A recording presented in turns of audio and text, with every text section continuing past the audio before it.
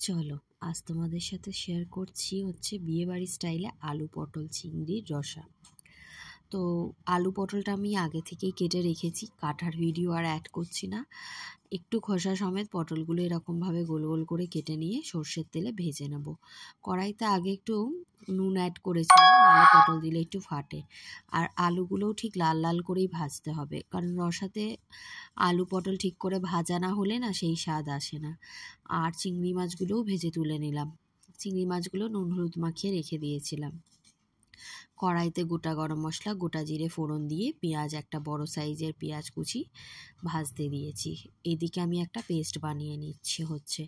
একটা পেস্ট বানাবো পোস্ত, নারকেল আর লঙ্কা, আর একটা বানাবো টমেটো আর আদা রসুনের। পেস্টটা অ্যাড করে দিলাম। দিয়ে দিলাম হলুদের গুঁড়ো, লঙ্কার গুঁড়ো, জিরে গুঁড়ো, লবণ স্বাদ মতো দিয়ে ভালো করে কষিয়ে নিতে হবে।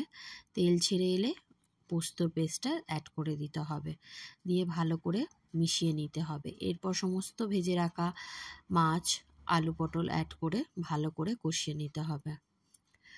আলু পটল ভালো করে কষিয়ে নিয়ে তেল ছেড়ে এলে ওটাতে গরম জল অ্যাড করে দেবো। চাইলে নর্মাল জলও দিতে পারো, আমি একটু গরম জলই অ্যাড করি, এতে স্বাদ ভালো হয়।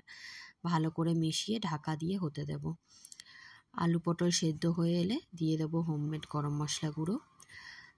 তারপরে সবশেষে ঘি অ্যাড করতে পারো, আমার ঘিটা ছিল না তাই অ্যাড করিনি। এরপর গরম ভাতের সাথে পরিবেশন করো। ভিডিও ভালো লাগলে সাবস্ক্রাইব